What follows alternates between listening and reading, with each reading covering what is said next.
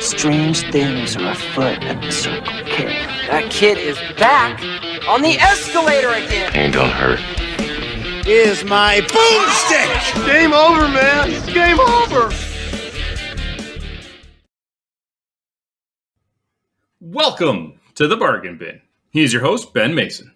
And he is your co-host, Sandro Lukatic. And today we're talking 1991's The Perfect Weapon. We assume if you're listening to this episode, you have already seen the movie. All right, buddy. Had you heard of this before? No.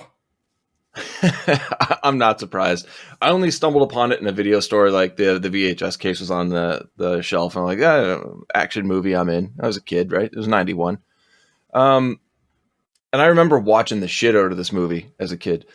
But I haven't seen it in a very long time. And I wanted to go back to it because I remember being confused as to why Jeff Speakman never became a big action star. And now I know. Who? Exactly.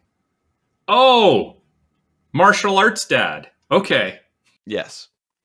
Although I think he would have done. And I know this is going to get a lot of hate. I could easily see him in the first X-Men movie as Wolverine.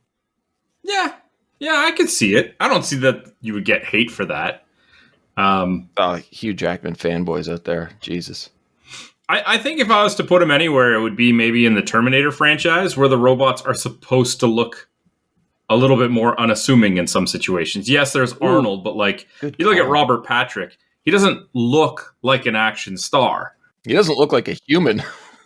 Okay. Well, I mean, hey, they got that part right.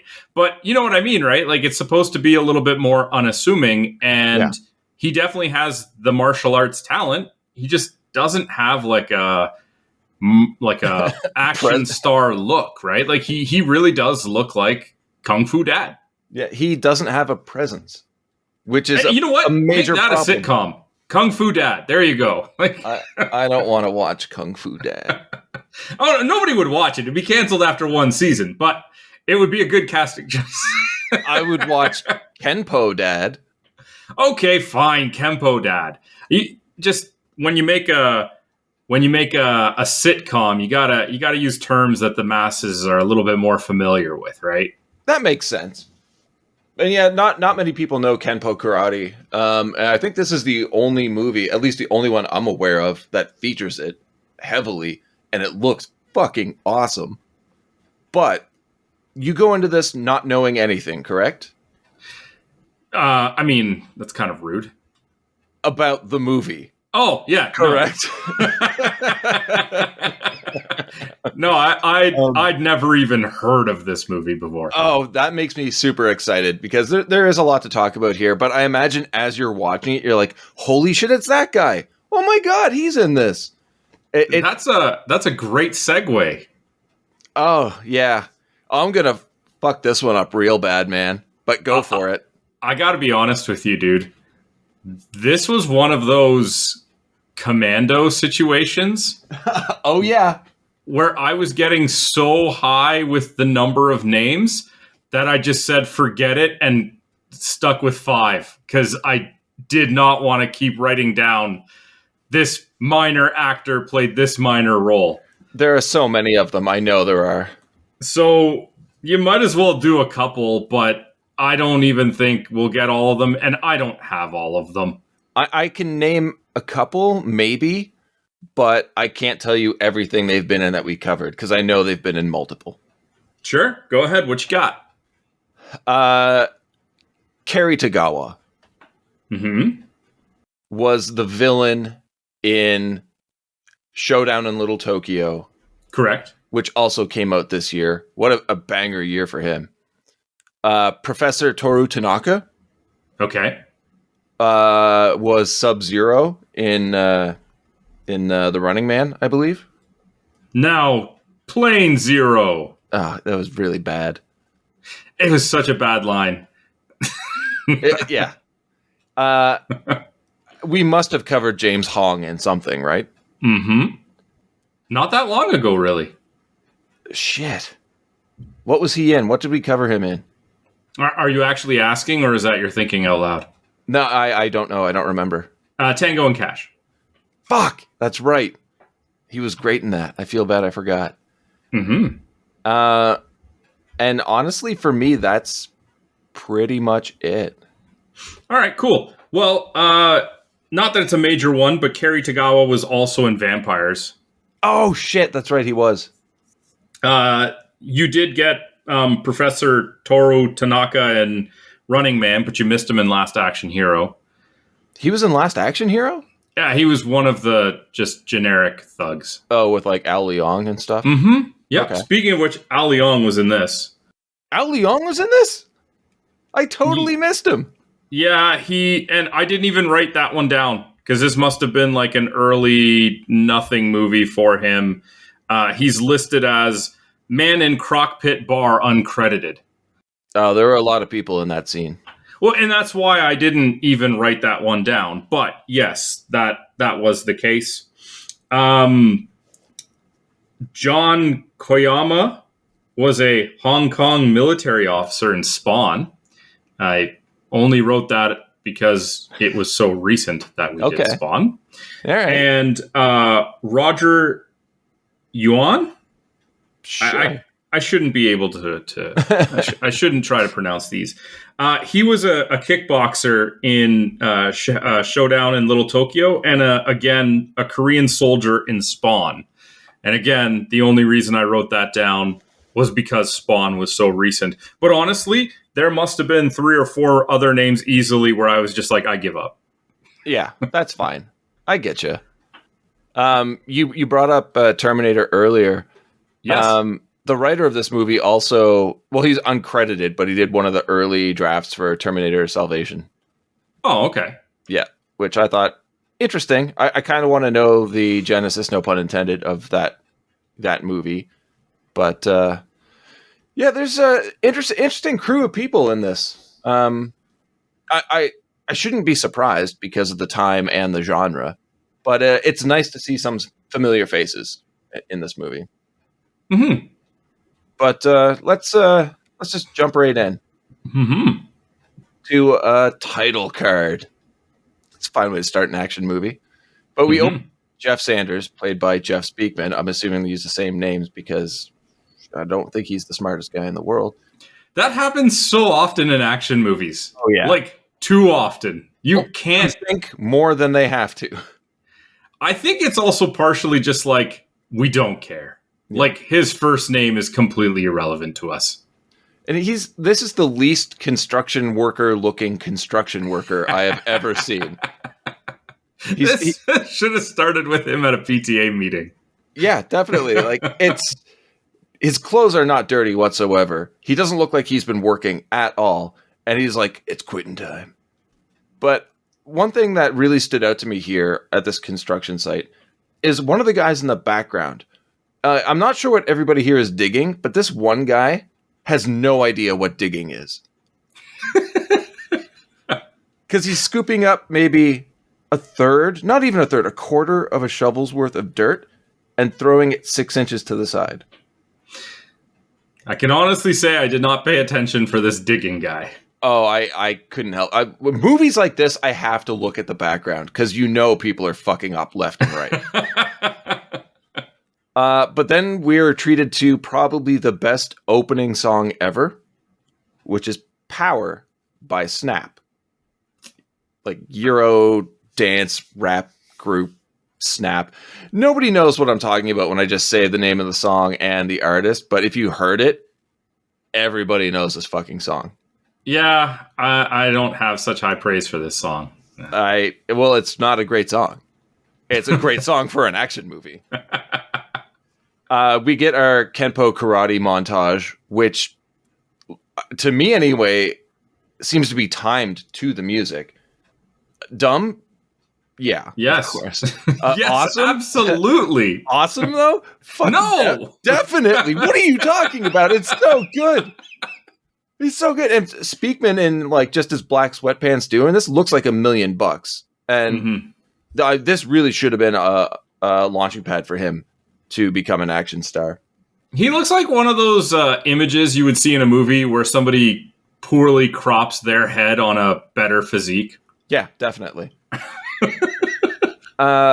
Do you find it weird that his like after his routine, his cool down method is to put on a bathrobe? I mean, you got to put something on. I guess. Like, all of my expectations for this movie have already gone out the window. Okay, perfect. Let me know, like, did this catch you off guard, or are you like, yeah, this is just a generic shit movie? Because I thought it was awesome. It's the perfect intro to let you know exactly what you are in for. Like, Yeah. if there was any doubt in your mind what kind of movie this is, it's gone. Oh, yeah. You know what you're getting into. And that's great. At this point, I was like, okay, brain, you're out of here. Cut to Kim's Antiques.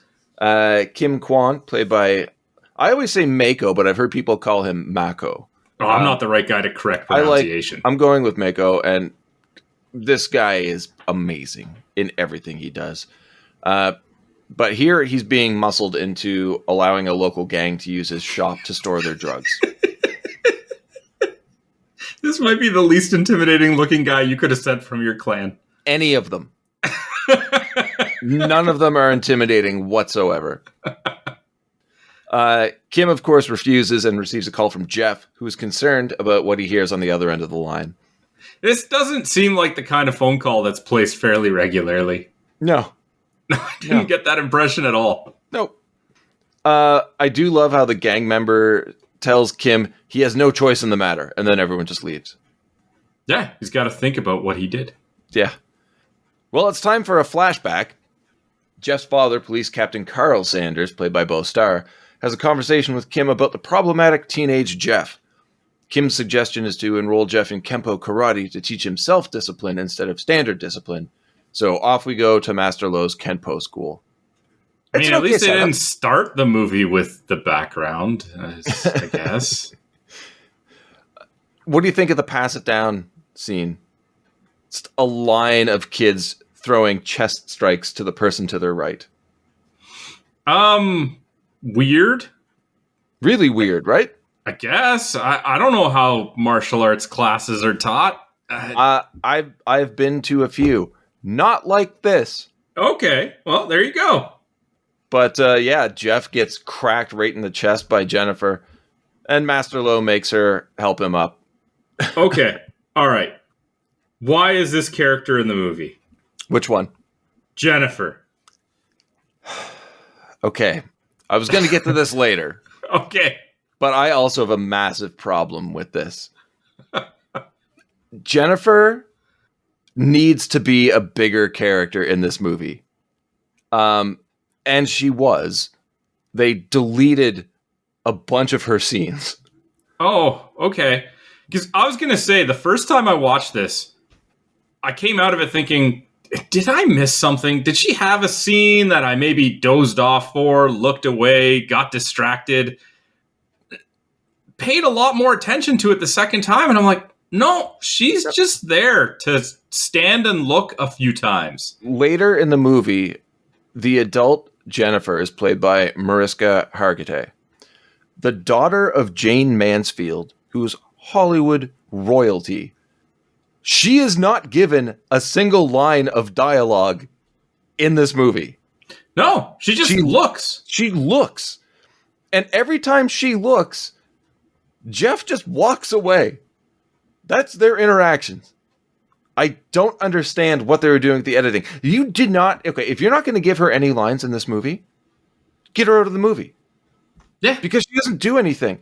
And I'm going to go back to the top of my notes for one sec here, because there is a quote I found from a New York Times film reviewer who calls this movie a macho fantasy of physical control, grace, and invincibility in which women are all but absent. Accurate. Yeah. Like, what the fuck are we doing here? Like it's a 90s action movie, and we're not even given, like, the simple love interest character. Nope. Where is everybody? My wife loves Law and Order SVU. She's so good in that show. So I see a decent amount of it. I don't generally watch like full episodes, but I'm like, okay, here's an actor in this movie I've never heard of that is well known now that I actually know because I don't know anybody. maybe she'll have a prominent role. Maybe this whole thing with her picking him up when he gets knocked down early is going to be somehow reflected later on where she helps pick him up. No, that would make sense.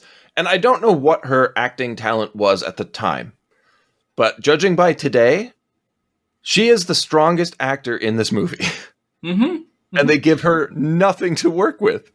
I mean, she is, in my opinion, quite attractive in this movie. Mm-hmm. Why would you cast such an attractive woman to be there, to be the focal point of some camera shots? And then that's it. Well, we know there's more. Well, I know there's more to the character because I know that there were scenes deleted. But they were reinserted in the TV version of the movie, which I have never seen and I didn't know existed. I really do want to see what they did with that character because I need to know. I need to know why she's here. They did something. Yeah. What are your thoughts on Master Lo? Pretty. I like him. Really? I mean, he's all right. He's just kind of stereotypical martial arts teacher, I guess. But he seems caring. Yeah. Training montage already. Mm-hmm. 7.5 minutes in. And it's hard to deny that this is part action film, part advertisement for Kempo Karate. Yeah. And a convincing ad, too. It looks cool. You know how I feel about this early in the movie. Yeah, I know. You have to admit, though, that the spin kicks revealing different belt progression at every rotation was kind of neat. Yeah, but I don't know. Like, get to the movie. Why are we starting with this stuff? Well, we're still in a flashback. Yeah. Lo presents Jeff with a ring when he gets his black belt. And I hate this ring. Especially the little tiger on the inside of it seems like it would be problematic. Yeah. And why doesn't he need a ring? He got the belt. Yeah. Well, we don't have to worry about it. Because we cut to the present so we can cut to the flashback again. Mm-hmm. Jeff did pole vaulting in high school. Sure. I completely forgot why this was important. And I sure hope this comes back later in the movie. It's going to have to. He and his little brother Adam are confronted by an insult-hurling football player who backhands Adam when he flips him the middle finger. Does he ever? Oh, it's rough. Although I don't know how he hits him in the side of like the mouth and his nose starts bleeding, but whatever. But this is where Jeff enters rage mode and just kicks the shit out of this guy. Destroying his football helmet. Yeah, with that final spin kick, breaks the face guard off of it. But I don't know if it's editing or just really poor health and safety. These kicks, these hits look like they connect. Well, yeah. That's why he wore the helmet. Can you imagine? Don't worry, he's going to pull the punches. Don't take the helmet off. Don't improvise. Leave that there. just trust us on this one. Cut to the present so we can cut back to the past again. I don't know what the fuck we're doing here. We don't need to see him look like he's brooding as he's driving, sitting behind the wheel of his car, just to remind us that this is a flashback. Although it's been going on forever, you could be mistaken that this is like the starting point of the movie. Captain Sanders berates Jeff and regrets sending him to Kempo school, claiming his son hasn't changed other than now he's dangerous. Yeah, what did you think was going to happen? Yeah. I've asked myself that question repeatedly throughout this movie. And I fucking hate how they keep bringing Captain Sanders up just briefly, here and there, but constantly throughout the movie. Keeping that father-son broken relationship just below surface level, but never really like calling it out or doing anything with it. I'm sure it'll come back and the dad will be a vital part of the conclusion of the movie by helping his son for once. Oh, you nailed it, man. That's the ending for sure. Definitely not proving me wrong at all. So yeah, Jeff's kicked out of the house to avoid being a bad role model for Adam. Seems a little bit of a jump. Yeah. I mean, one day you're going to kill someone, and I don't want him to see that. Really? You think he's going to kill someone based on this? Get out so I can add to your rebel-rousing ways. I guess. Sure. Here we get Master Lo and Jeff and their discussion about how Jeff's only a tiger, not a dragon. He can only react, although the tiger is strong and fearless, he cannot initiate action like the dragon. I don't know about that. About which part? I'm fairly certain tigers can initiate action just fine. Okay. You're taking this very literally. And in doing so, that means you believe dragons exist. Yeah. But the dragon is also very strong, Sandro. Uh-huh. But full of wisdom. The dragon fears what its strength can do. Uh-huh. I did like the follow-up with the different types of fighting tactics, though. Sure. What do you have against this? Oh, dragons are really smart, man. Dude. What? Showing the striking and then showing a backup technique? Come on. Are you sure you didn't just turn your brain off and like actually go to sleep during the movie?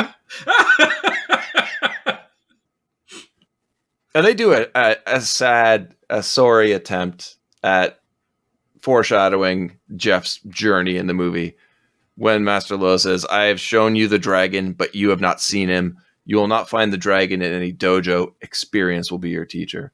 I'm like, that's of course he's not going to see it. Of course he's not going to see a dragon in any dojo. You just told us they're not real. I told you they're not real. Yeah. Were you expecting to see a fucking dragon in the dojo at some point in this? Fucking throw it in. That would mix things up perfectly. Throw us for a loop. Because from the very beginning, we know what we're getting. This entire time, we know how everything's going to play out. Anyway, Jeff and Kim have a minor argument before Jeff apologizes and leaves. And luckily for you, Sandro, we're back to the present. Jeff arrives at Kim's shop just as a gang starts to destroy his wares. I don't like that sigh. I don't like that. Where are we going here? Jeff's entrance into the shop might be one of the most ridiculous scenes in the movie. It's fucking awesome. What are you talking about? Okay, well, these hired goons, these thugs, these guys that we're supposed to believe are in and of themselves martial artists, just not as proficient as Jeff. One swings and hits the a broomstick through the window. No spatial awareness. Luckily, our hero happened to be just outside that window at that exact moment to grab said stick and pull it through the window with the guy intact. Yeah, it's great. Sure. Yeah, Jeff's awesome.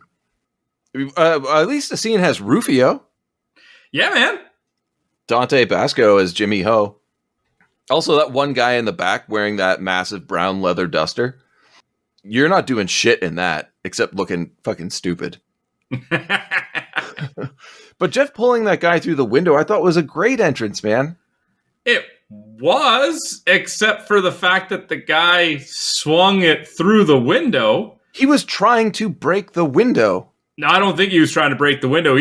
That was a backswing. He was going to swing forward. The whole point of them being there was to break everything. Yeah, just watch it back, man. I did. That's a backswing. Yes, to break it. No. The window's behind him. No. Yes. Mm-mm. You have to admit that Jeff's striking is pretty fast here. Well, I mean, I liked him pulling the guy through the window. I just thought the reason that it was through the window was ridiculous. And yes, Jeff is a proficient martial artist. So fucking fast. Faster than any other martial artist I've seen in a movie. We learn that these guys are members of the Golden Fist, soldiers for Korean mafia. Okay. Build some story. I'm okay with this. We get a bonding moment between Jeff and Kim as they board up the broken windows. I like how Kim talks about how, Koreans come to the States looking for the American dream, but just like every ship, ships have rats, I guess. But his reasoning, I'm going to go to the mafia tomorrow and explain everything. I'm sure everything will go fine. It'll be perfect. Mm-hmm. Yes. They are known to be very reasonable people. Yes, obviously. Dangerous to windows, but reasonable. No, well, ain't dangerous to windows accidentally, but yeah. Oh, come on. We'll agree to disagree on this one. Sure. I'm not agreeing to that. I disagree strongly. I'll argue. Jimmy Bale's saying that he has to go see his Uncle Sam. That night, Kim tells Jeff it's never too late to come home. And I feel like the movie did a terrible job of making him feel like an outsider, Jeff, that is. Because the only person that treats him like an outsider is his father. Everywhere he goes, he just fits in. He's talking to people. He's not an outsider. He and his dad don't talk. That's it. And what's with Jeff going for a walk after this and stopping for a second outside of the Kempo school to stare at Jennifer until she sees him and he just storms off to the side? I'm sure that will come back again later. No. Kim doesn't get to see the next day to go talk to the mafia because they've sent Hitman Tanaka, played by Professor Toru Tanaka, to kill him. Man, I don't know where they come up with these names. Jeff, Tanaka. We're shown Tanaka's brutality early in an earlier scene where he's already fucked up the members of his own gang. The ones that failed against Jeff. Yeah, okay. That's a good scene. It shows that these villains are ruthless and don't care if you're one of their own. Yeah, I like just that. Demand results. And I mean, of course, he's a very imposing figure. So giving him a couple of these early scenes to kind of show how imposing he is just definitely helps build it up for the inevitable showdown with Jeff. Yeah, this is something that this movie got right, and that is building up Tanaka as a big bad without being the main villain of the movie. Although I do find him much more menacing, they did a great job with him here. But that raises a question for me, and that is, what are your thoughts on his flower gimmick? I don't know if I like or dislike it. I get it. He has to have a calling card. Maybe it's a little bit more cultural. Yeah. But to me, that always seems kind of silly because, like, if you are worried about, like, I guess the police, then they can rope all of them together because there's the similar calling card. But at the same time, it's also like, well, maybe they're a little bit more imposing because they know that and they just don't even care. Possible, yeah. So, I don't know. I'm torn on it. Like, as a kid, I thought this was badass. I thought it was awesome. Now, I'm like, this seems rather impractical. I get it. Yeah, like you said, a calling card. But I started thinking about the prep for this. Like, if he got a call out of nowhere to be like, I need you to go take this person out, he's like, well, I got to stop by the house first. I'm out of flowers. Well, what you don't know is that his cover job is working at a flower shop. So, he's a florist. Interesting. Yeah, so he's always got that available to him. That would actually work in this movie. Yeah, he's a smart villain. So he was like, you know what? It would just be more practical if I didn't have to go out and get flowers every time. Jeff returns to Kim's and finds the body. Hearing a car start up outside, he chases it, and the result is exactly what you would expect. Nothing. This is such a bad action scene because nothing will come from it. Yeah, no. He's not Action Jackson. No, you don't just chase a car on foot. No. At least not expecting the audience to think it's going to actually result in something. Can you imagine he actually caught up to it? Everyone would be like, holy shit, where are we going now? Yeah. Although we do get that really quick fight scene between Jeff and the four guys trying to mug him. I mean, yeah. These guys are proficient actors. Yeah. Well, these guys have been in, I would say, hundreds of movies. Yeah? Mm-hmm. Do they have lines in those movies? Probably not. Yeah, okay. Detective Adam Sanders, played by John Dye, arrives at the crime scene of Kim's shop. Now, my first thought is, who the fuck is this guy? Completely forgetting that he's Jeff's brother. Good casting choice. You think? Yeah, this definitely looks like Karate Dad's brother. I can't tell if you're being sarcastic or not. You can take it how you want. Okay. We learn that the drug the mafia are peddling is meth, and police have no idea who is running the show, which really shouldn't be that difficult to find out. No. Jeff is upstairs being questioned by the police, and here the brothers finally see each other for the first time in years, I guess. I don't know how long Jeff's been gone. They don't tell us. No, we don't. Jeff decides the best thing to do is solve Kim's murder on his own, and goes to a local gym to search for the gang members, in particular the one who had a spider tattoo on his forearm. I get the premise of going to the gym to get information on where he can locate the villains. Mm-hmm. Where did he get the information to go to the gym? I don't know. I have no idea. And when he walks up those stairs and enters, the guy working the counter like nods at him and like flicks his head to the side, showing him where to go. Like, who the fuck is this guy? Do they know each other? We'll never find out. No. I can't begin to imagine this scene being written without there being things cut out, like an encounter, like him doing some investigating, finding the gym, talking to the guy running the counter outside, and like walking in and being like, "Are they here? Show me where." And then he directs them towards. I should hope so. I'd like to think that he didn't just see a gym and go, "Oh, there's a lot of Asian people in there." Well, that's what we're presented with. Like, Exactly. There's got to be more to it. There has to be. That's what I said. I hope there is. Luckily, somebody there knows the man, and Jeff kicks the shit out of him and two other guys because that's what Jeff does. But I really do like every fight in this movie. And this one's really entertaining. We get a decent length to it. Before it's like lightning quick strikes, people drop to the ground. Here we actually get a fight, and this is an action movie. This is why we're here, and they do it very well. But this is also where Jeff gets the info he needs. The tattooed man hangs out at the crock pit. I hate that name. Mm-hmm. What do you think of the next scene where Adam goes into the restaurant? I love it. It's pretty funny, right? Yeah. It doesn't fit in this movie, but it's pretty funny. No, it made me think, hey, they can do this. I guess they just choose not to. Yeah. The owner feigning a language barrier to get money out of him. And then at the end revealing that he speaks perfect English is fantastic. Yep. Here we get one of several nods to a company that makes me wonder if they paid for product placement. Have you noticed the amount of Hawaiian Tropic ads in this movie? No. They're everywhere. On buildings, billboards. At one point, there's a neon sign they just walk by. It's in a window.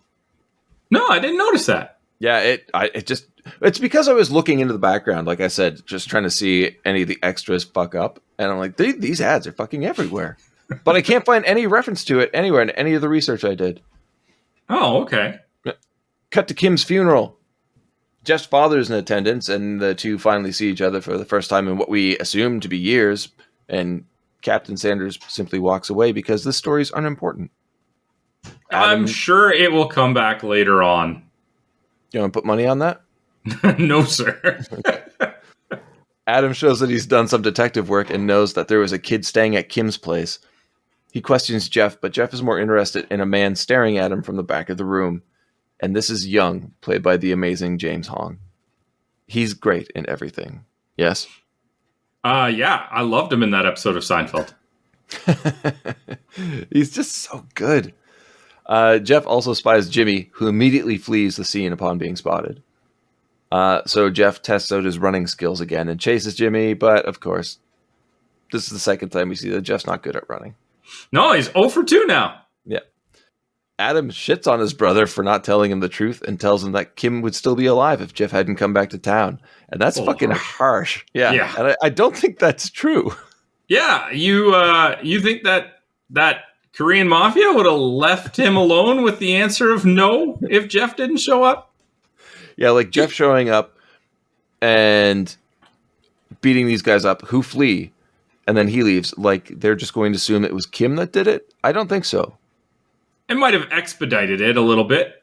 Maybe. But no, Jeff smacks him, and Adam pulls his gun, which is absolutely ridiculous. Yeah. Well, you can understand he pulled his gun. He had flashbacks of football players. I guess, yeah. And of course, nothing happens. It's like, what does this character do in the movie? He gets smacked around a few times. Anything else? Not really. Oh, yeah. Just wait. It gets worse. Jeff sees Jennifer leave the funeral and does nothing. And again, what is the point of any of this? So we just cut to Jeff arriving at the crock pit, where he is the only white guy there and definitely stands out. But there's an actual crocodile, which I thought was cool. Well, it's not just a name. True. Jeff confronts a patron and is assaulted by a criminally underused Branscombe Richmond, who really should have been in this movie more. That guy's great. And again, Jeff comes out on top by using his machine gun punches while questioning others about who killed Kim. So, another fight scene, and as always, I'm not complaining. Now, we've had a few, and we're about halfway into the movie. How do you feel about these scenes so far? That's the best part of the movie. The martial arts in this is spot on. Yeah. Well, I say spot on. Maybe that's a bad term because I don't know how accurate it is. But it is well done and entertaining. Probably the best I've seen. I would make that argument. But Jeff gets dropped and Tanaka arrives. He's about to deliver a death blow, but is waved off by a shadowy figure who is definitely not young, right? Definitely. Definitely not. So Jeff's dragged outside and cut to the next day as Jeff is placing a ceramic dragon on a table back at Kim's funeral. Okay. Young confronts Jeff, telling him how he and Kim have been friends for years and wants to help. He has information, but for some reason won't tell Jeff until they get into his limo. Well, because it's not safe there, he said. Yeah, let's go with that. Were you even paying attention? During the drive, Young laments that he couldn't save his friend's life. He wants Kim's death to be avenged, but admits that he is one of 4 mafia bosses in Koreatown, and if he did anything, it would start a war. Mm-hmm. Thus, Jeff is the only one who can bring about justice. Ah, the mafia boss with the heart of gold. Yeah. I was wondering where this character was. But then we get one later, which I find strange. What a swerve. Jeff questions Soldier for Hire Kai, played by Cary Tagawa, who says mafia boss Sam ordered the hit. I fucking love Cary Tagawa so much. I'm just disappointed in every movie that he's in now that I don't hear him say, "Your soul is mine." Fuck that, man. He's so much better than that line. I don't care. It's a great line. He delivers looks like it well. Such a badass all the time. When he says it, he's pointing at the camera. Everything. Like, you're the... so good. You know, if Cary Tagawa showed up at a party I was at one night, I wouldn't be like, holy shit, it's Cary Tagawa. I'd be like, fuck, someone in this room's getting murdered tonight. He's so intimidating. Anyway, off we go to the Kokoma Hotel, where Sam has the entire top floor to himself. Because he owns it. So he lives there. Armed guards everywhere. Sure. Only way up there, exterior elevator, which doesn't seem practical in case of fire. Thoughts on Jeff's tactics to get up? No, not really. The dumbest thing you could do. The absolute dumbest thing you could do. Climb on top of the elevator and hope it doesn't crush you when you get to the top. He doesn't even try and move when it gets close to like roll onto a nearby roof or hang onto a ledge or something. He just closes his eyes, grits his teeth, and hopes that it doesn't crush him to death. The best part is that the camera like focuses on the top of the elevator from beneath as if it's like his point of view. Yeah. And you're watching as it gets closer. Like, oh, this is going to be a real threat. No. Can you imagine if it was? End of movie. Young is in his like limo outside. Is like, oh fuck, what am I gonna do now? Problems. So many problems with Jeff's infiltration here. Other than the elevator, it's the worst sleeper choke I've ever seen. When he comes through the window and takes out the first guard, then traps 2 guards in the elevator by knocking the button off of the wall. Like that's gonna do anything. Then he uses a fire extinguisher as a smoke machine. That makes sense. You know, No, it doesn't. it's very practical. That's not how they work. The original version of the script was to have the dragon that they cut out of it do the fire or the smoke. See, that makes sense. Yeah. But like, if this actually did work, if he could get the fire extinguisher to have that effect in the hallway, nobody in that area is breathing. They're just dropping. So Jeff breaks into the living area where Sam is sitting with his family, and he attacks the boss until Jimmy stops him, saying that Sam and Kim were friends. And here they state the swerve we all saw coming probably 30 minutes ago. What? What swerve? That Young had Tanaka kill Kim. No. Kai works for Young, Sandro. What? And Young needed an outsider, a crazy stranger, the perfect weapon to take out Sam because he can't risk starting a mob war. Oh. And the final point, Jeff is a fucking idiot because everybody should have figured this out. Everybody seems to know this except for him. Oh. Yeah, right? So Jeff sets out to kill Young, unwillingly bringing Jimmy along. Okay. I got to bring up this one point too as they're leaving. I'm assuming you caught this. They're in the hallway getting into the elevator. No. Well, maybe. You got to be more specific. You know how my brain works. As they're getting into the elevator, the door's held open because one of the guards that Jeff took out is just pushing the broken button with a pen. He didn't stop the elevator from working. He knocked the button off of the wall. All you needed was to push it with a pen and everything still works fine. Nice. Your thoughts up until now? Nope. Yeah. Right? I totally expected that to be your reaction because I don't think there's anything else you can say. It's either nope or yeah, I guess. My contributions on this episode are going to be phenomenal. We get needless bonding between the two. Jeff takes Jimmy to see Adam. And what do you think of their plan? I think it's a pretty terrible plan. And highly illegal. I say Jeff is good at martial arts. Not good at much else, especially strategy. Yeah. Get the youth to lie to the police. So they'll arrest Tanaka during his daily bank deposit, which would leave Young alone in the back of the limo that Tanaka would be driving. Question. Why do they expect Young to be in the back of the car? I don't know. I guess he runs his chores every day. But this is what I'm thinking. Like, if the mentality is, well, Tanaka's the bodyguard and he's with Young all the time, means that he left Young in the car when he went into Kim's place to kill him, which doesn't make sense. So there is really no reason to believe that Young would even be in there. But we go to the bank anyway and try and pull off this foolish plan. Yes.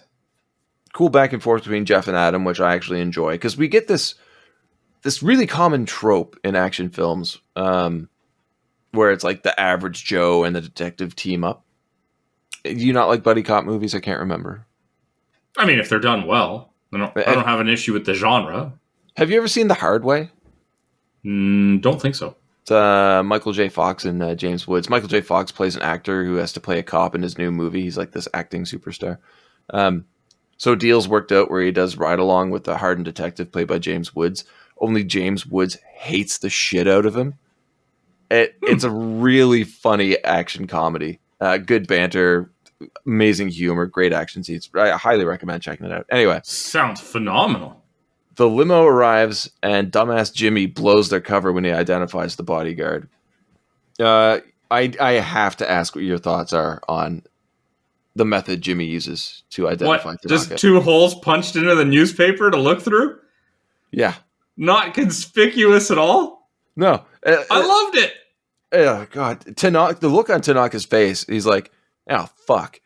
Because, like, of course that's going to be his reaction. He's like, there's no way this is not directed at me specifically. What did they expect was going to happen when they let the kid come up with his plan on how to do it? They didn't know. They even asked him about it, and he's like, don't worry, I got it covered. It's like, maybe we should... Oh, maybe Jeff shouldn't help with the planning, because he can't do it either. No, like, this is terrible. We're going to defer the planning to Adam. I don't think that's a great idea either. Of the 3 options? Oh, yeah, well, I guess, yeah. Yeah. Yeah, you're probably right. We do get a wicked car chase. Some super fucked up stunts, but it results in them tasering the shit out of Tanaka, which I thought was great. But going back to the stunts, did you catch the parking meter attendant almost being run over twice? No. Oh my God. It had me on the edge of my seat. It really did. because at one point the limo goes up onto the sidewalk, right? And as it's speeding down the sidewalk, there's a parking meter attendant dealing with her shit. And she sees it coming and jumps over the hood of the car she's standing next to as the limo flies by. She slides off of the hood of the car on the right side of it into the street where she almost gets run over by a police car speeding by. So jumps back onto the hood of the car. And they looked like she was within a couple of feet of being hit. Is probably the most exhilarating part of the movie. That's unfortunate. Yeah. Yeah, it really is. Anybody listening, I think you know how we feel about this movie. It's fucking awesome. The limo flipping on its side and sliding into the car transport, and one of them sliding off the top, crushing the side of the limo, does not make any sense, but it looks good on film. Now we're worried about making sense? I know, I have to drop it, but I can't. And after all this, Sandro, Young isn't in the car. No, because it was a stupid plan. Horrible plan. We've been over this. There's no reason to believe he would be there in the first place. Tanaka wakes up in the back of a squad car, punches out the metal caging, and this causes the driver to roll the car onto its roof. Mm-hmm. I don't know how, but fine. And I have a really weird problem with what happens next. Oh, I can't imagine. The bodyguard kicks the door open, drags the unconscious Adam out of it, takes out his gun, and what happens? Seriously, I don't know what happens. He fires the gun, but he's holding it upside down and backwards, but nobody gets shot. So was he shooting like a handcuff chain or... I don't know, man. You tell me. I don't know. I rewatched it a few times. I'm like, it looks like he shot himself in the leg, but that doesn't make any sense.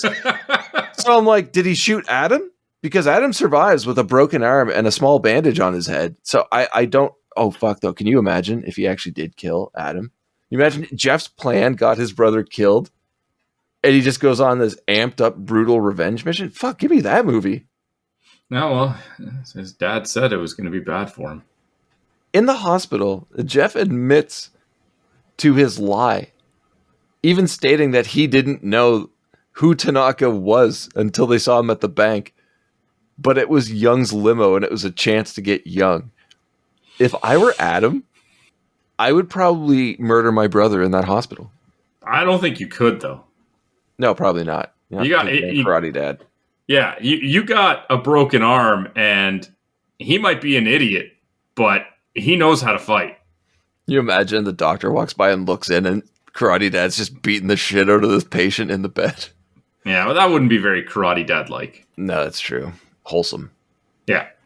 Jimmy spies on Kai and gets info about Young's plan to flee the States via boat, so he and Jeff go scope out the docks. We're really ramping up the end of this movie. Yeah. So we get a weapon prep scene. Yeah. Okay, that you summed that up perfectly. Is this like after him, like after they did the reconnaissance, right? Mm-hmm. So he leaves to go and beat on some couches? Yeah. How much time has passed by? He beats the shit out of that couch, though. But why? Time is of the essence. Get in there. We, as the audience, have to see what he can do with those collie sticks. And the boat's not coming until night, so Young's not going to be there. Okay. But you don't have to wait long, because we just cut to night at the docks. Sure. And we finally get that pole vaulting scene. I told you, everything will eventually pay off. This is just the first of many. No, it's the first of one. So basically what we get here is Jeff taking out everybody in the warehouse, who we have no reason to believe are bad people, but just end up being such. Well, they're pretty quick to attack them, so... And they got knives and stuff, so yeah, it makes... They're villains. They're villains. Yeah, don't worry about it. But he didn't know that going in. Okay. He did very, very strict reconnaissance on all of the personnel. The fucking guard who's on the other side of the fence. He lands after pole vaulting, and he's like, I forget if he's saying, I can't believe that still works, or, hey, it worked, something like that. But the guy's... Still works. Still works. But the guy's just staring at him like, what are you doing here? No, he doesn't try to attack him or anything, and Jeff just beats him up. I'm fairly confident that the security on a lot of those warehouse locations is going to be like a third-party security company. He has no idea what's going on. They're just doing their job. Yeah, he's just murdering innocent people now. So, in this warehouse action scene, are there any bits, any parts that stand out to you? I have a few. No. Really? None whatsoever. None? You didn't like any of this? I did, but I don't like when you put me on the spot like that. Okay. Well, we've been doing this for over 100 episodes. You should be getting used to this. Oh, well, you should know what my response is going to be. So you're gonna have to start prepping for this question. Yeah, I got to carry my weight here. Yeah. I enjoyed the entire knife fight portion where he like sticks the guy into the it's like pallet of stuff. I want to say that was pretty entertaining. Yeah, stabbing the guy in the leg, fighting somebody else, taking the knife back, using it on someone else, and then stabbing the guy in the same leg. And he's like, "Here, hold this." Yep, it's great. Pretty much murders everybody with those sticks. I don't remember seeing them used so prominently in a martial arts movie, at least a Western martial arts movie. But I did notice one thing on my second viewing. Okay. And that I didn't know that they had blades on the end of them. Like, I know they do in like ninja movies that I watched, but I didn't notice them in this movie until this scene. But nobody bleeds. And those blades are nasty. I didn't notice them on here either. I thought he was just using blunt sticks. No, they're little tiny hook blades like talons. Well, I know what they're normally like, but I didn't see them in this movie. Yeah, right? I only saw them in that one shot. I wonder if they like took them off in a lot of shots and just messed up all the editing. They messed up a lot in this movie, so I wouldn't be surprised. But at the same time, you don't need them, so why include them? Especially if you're going to put them on there, people are going to have to bleed. Otherwise, there's no point. It's a fucking action movie. A relatively bloodless action movie, now that I think about it. Young and Kai are alarmed by gunfire, but Young assures Kai they're prepared by showing him a wrist knife. Get a gun, dude. We also got the throwing knife misdirect, which I thought was really stupid. Do you know what I'm talking about? No, never. Well, there's a guy up in the rafters with an Uzi shooting at Jeff. Jeff's got 2 knives in his boots. So he's like weighing them with his hands, trying to figure out what to do. So he throws one, which goes several feet high and to the right of the gunman. But he's distracted by it and watches it sail over him. And as he's doing that, Jeff throws the other knife and catches him in the chest and kills him. Yeah, it makes sense. It's a waste of a knife. Well, what are you going to do? The guy's got probably a lot more bullets than you have knives. Yeah, but he's shooting, though. Like, he actually has to stop shooting because he's firing wildly without any control whatsoever. And he does that misdirect after the guy drops the clip out of the gun. So he's not going to be firing anyway. Well, Jeff's not that bright, man. We've already established that. Fair. I just wrote Jeff takes out Kai because it's just another great fight. I don't know what to say about it. What I do have to say about this altercation is when Jeff starts wailing on Young and is choking him out, but decides not to kill him, we see Tanaka arriving on the boat from the water. Slowly. But did you see the shift in expression on Tanaka's face when he noticed what was happening on land? No, I didn't. Oh my God. He goes from his serious, like, squinty eye, like, standard I'm Professor Toru look he does in every movie. Yeah. To this ridiculously comedic, wide-eyed, eyes bulging out of his head, reaction. It is one of the funniest things I have ever seen. I highly recommend you going back just to see that, because watching this man do that kind of physical comedy unintentionally is probably my favorite moment of this movie. Oh. The Tanaka Jeff fight scene is the best of the movie, right? Yeah, for sure. Oh my god, they built it up perfectly. I'm not going to say I like this part, I like that part, because I liked everything. I highly recommend watching this movie just for this fight scene. Or just look up the fight scene on YouTube. If it's I guess, there. Maybe it's not. I don't know. I wonder. I wonder if The Perfect Weapon 1991 is on YouTube. I meant the scene, but yeah. What do you think of the end of the fight? I hate it. It's a little anticlimactic. Yeah. Especially like I don't know the names of these things, but the weapon that Tanaka is using. Well, it's just a knife on the end of a belt. Don't they have... Oh. Yeah, whatever. It's such a cool weapon. It's such a cool fight. And then it just feels like it kind of misses the mark a little bit for the ending. I am not a fan of any fight that ends with the villain blowing up. I don't like it. Must have been a grenade. I would have taken that in this, honestly. I'm fucking sure. Why not? Why not? Jeff turns Young into the police and visits Master Lowe and Jennifer. No words are exchanged between any of them because they don't fucking talk in this movie. Jennifer closes the doors, fade to black, roll credits. That was our last chance for her to do something. She does nothing. I love how when you cut out all of her parts in the movie, him returning there as the conclusion makes no sense at all. No. Like, the movie's given us no reason, like, okay, yeah, he trained there. But it's really given us no reason to feel connection to that. Well, yeah, I disagree. You're welcome to, but they really diminish the value of this place. Well, he goes back to see Master Lowe because he has now become a dragon. He's no longer a tiger. I don't know if you know what dragons look like. He's not a dragon, dude.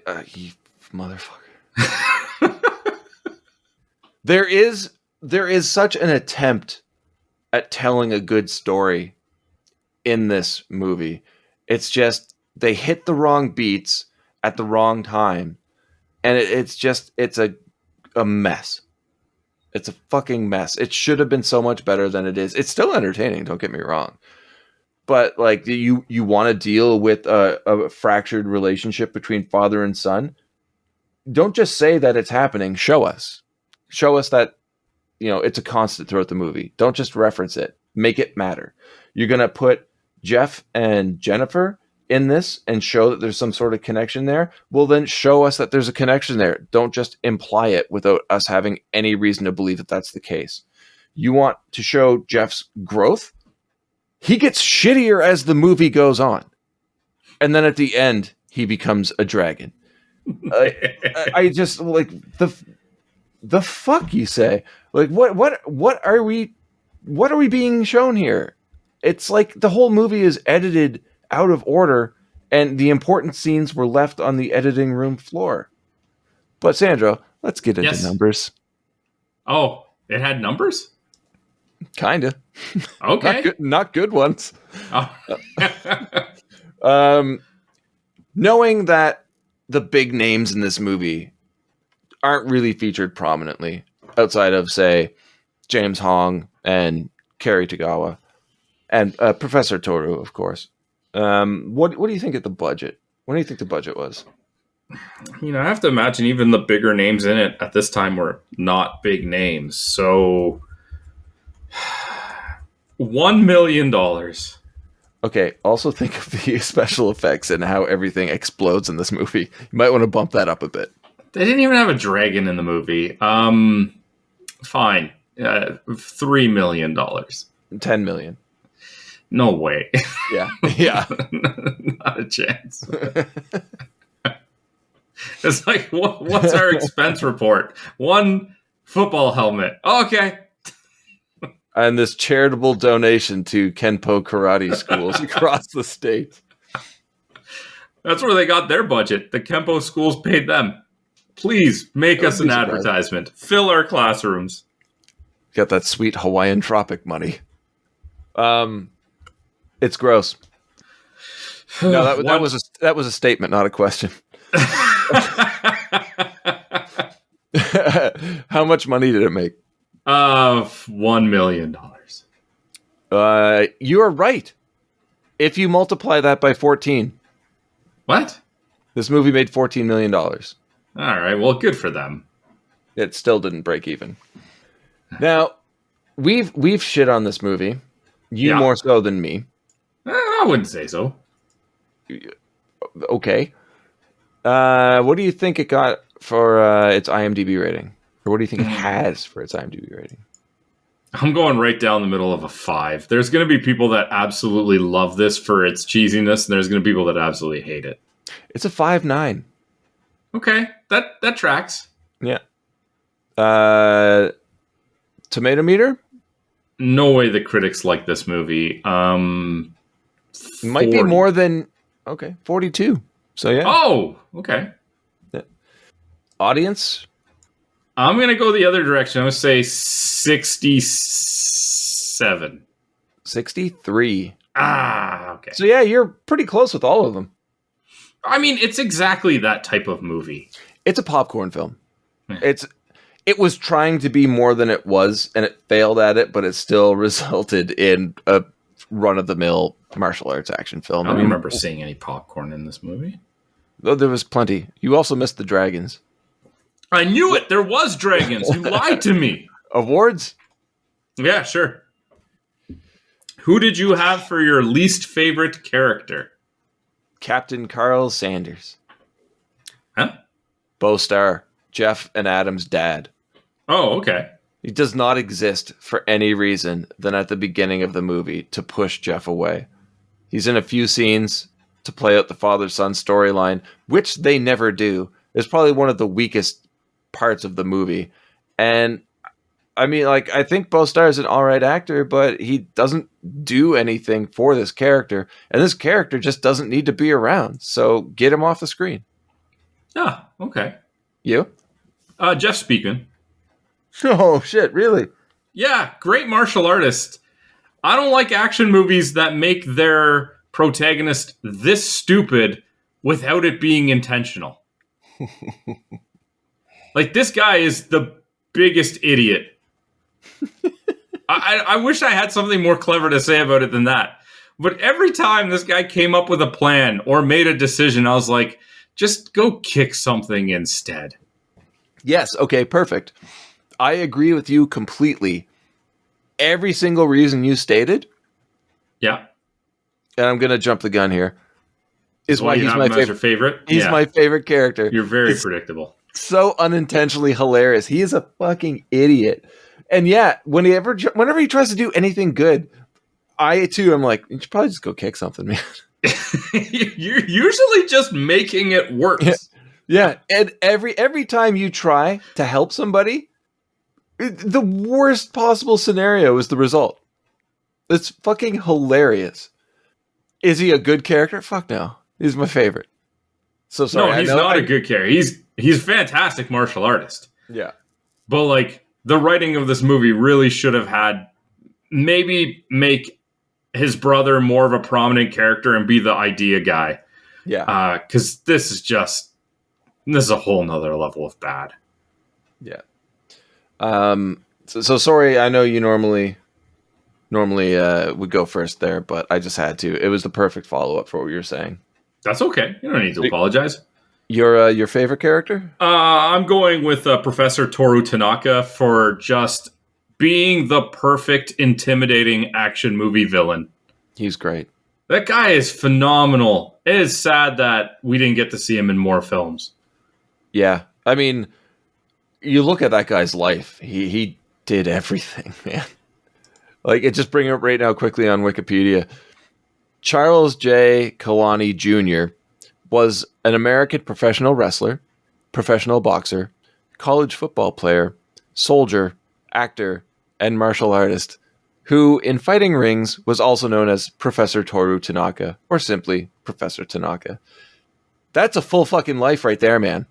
He's phenomenal. Yeah, he was amazing. Yeah, that's perfect choice. I mean, obviously, I already said why I picked Jeff, but if you want to say best character, undeniably is Tanaka. All right. What did you have for your favorite or most memorable line? My most memorable line, it might surprise you because it comes from a smaller character in the movie. And the reason why it's memorable to me is because it is so fucking out of place with the entire film. And that's Sam. As Jeff and Jimmy are leaving, he just says, "You came to take my life. Now you leave. Now you leave with my blessing and one of my people." Strange deal. Yeah, no, I definitely remember that line. It doesn't fit. It has no place in this movie. It's so weird. And I don't want that to be the line that I remember from the movie, but it is. Okay. I'm sure you've got a good one though, right? No, by no means do I have a good one. It's pretty terrible, and that's why it stands out in my mind. It's actually Jimmy when he's confronted. Yeah. Everyone knows Young killed Kim, dick. Slight hesitation. Tracy. Oh, saved it, man. Oh. Yeah. Oh, he was almost insulted there, but now he's flattered. The two worst lines in the movie are done by two different people in the same fucking scene. Yeah. Oh, I don't know if it's the worst line, but I just loved it because the whole time I'm like, nailed it. Yeah. Both of them I think are funny for the wrong reasons. But I don't know about this movie, man. Like, the more we talk about it, the more I'm like, I think I fucked up. But let's get into memorable scene. It's easily the scene where Adam is trying to question the guy in the Chinese food restaurant and walks out with a bag of food. But only made even better when the guy just finally says at the end, "Have a nice day." You knew it the whole time. Yeah. I'm surprised. I thought you would have picked the same one as me, but you that was a great scene. You're right. Oh, so it was the one time in the movie where I actually laughed out loud. For me, it would be the Jeff Tanaka fight. Okay. Now, specifically after we've seen Jeff throw every strike he can come up with, and it has no effect on Tanaka. And then Tanaka just takes off his belt. He shows like the knife blade on the end, then takes off the belt. And now you've got this giant whip with a blade on the end of it. That always stood out to me as a kid. Like one of those few scenarios where you're like, you were somehow more intimidating with your bare hands.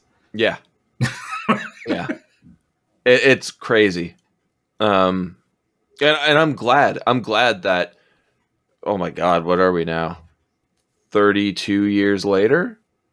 This still holds up for me. No? Sure. All right. Well, we've done awards. We've had some disagreements. I'm curious to know what your final thoughts are and if you would recommend it. Yeah, sure. I would absolutely recommend this movie. It is just so stupid that you can potentially have a lot of fun with it as long as you don't try to put it under a microscope, because this movie really suffers from any sort of analysis or intelligent viewing. What are you laughing at? It tries so hard and fucking fails at every attempt, but it's still entertaining. But it gets points for effort, I guess. This movie should not have been picked for this show. This is the kind of movie that you and I should have just gotten together and watched one time just to have like a bit of a ridiculous chuckle at it. Yeah. And I honestly think that there is something really, really fun that can be garnered out of this. But you gotta know that that's exactly what you're getting, because this is not a good movie. It's a good display of martial arts with everything that constitutes a movie around it done as poorly as possible. Yeah. And yet, I still say it's a recommend. It's hard not to recommend this movie. There's something so charming about its failure. Oh, it fails so bad. But you want to root for it, you know? Yeah. I mean, come on, like... you can do it. You can just do something smart. Come on. Yeah, well, come on. Tagawa, Tanaka, Hong, Mako. Like, we love these guys. Yeah, which makes you think, look at the cast you just named. This should be a much better movie than it is. Yeah, but if it were a more competent film, I feel like it would have gotten lost in like the oversaturation of early 90s martial arts action films.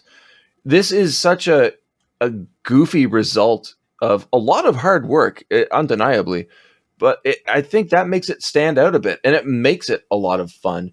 And you have to be able to laugh at it, because if you try and take this movie seriously, there's something wrong with you. Like this movie is an unintentional comedy. That's the except only for the way. fact that like nobody's ever heard of it. So how much did that really help it? It is a cult classic, I will say that. It definitely has not had a resurgence like most did. Well, it did, just not to the same extent. I do hope that more people will search out the film and just have fun with it. But exactly what you said. You can't take this movie seriously. You can't examine it. Just throw it on, turn your brain off, and get ready to laugh at some horrible acting and be impressed with some amazing martial arts fights. So, like you, I would definitely recommend this movie, but you have to be ready for it. You can't sit down and be like, I need a very interesting thought piece right now. Yeah, no. With some action scenes. That's not going to happen. I wish I knew what I was getting into when I started this movie. I'm sorry. I should have warned you, but it had been a long time. It had been a long time since I've seen it. The movie definitely tells you pretty early on what happens. Oh, yeah. I don't All know right. If next week's movie's going to be any better. I'm sorry. Oh, come on, man. All right. That was our thoughts on The Perfect Weapon. If you'd like to share your thoughts, hit us up on social media. We are on Twitter at BS Bargain Bin, Facebook.com/BSBargainBin, BSBargainBin.com. You can also check out our merch. There's a tab at the top of our website. I don't want to get to the next question. Yeah, you do. You already set it up so poorly. Ben. Yeah. What are we watching next week? Next week, we're going to get into sci-fi horror comedy territory. Are we? Yeah, it's 1984's Night of the Comet.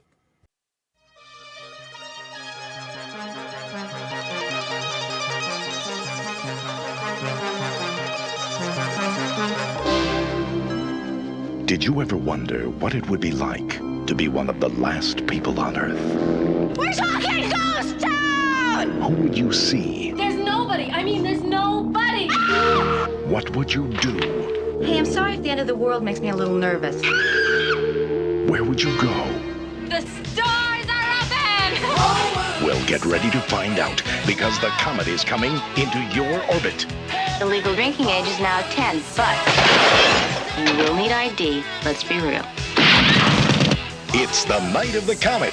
What do you give me if I come back? Texas? Night of the Comet. I'll be taking requests from all you teenage comet zombies. The night the teenagers ruled the world. Yeah! Night of the Comet. The burden of civilization is on us. Fiction, isn't it?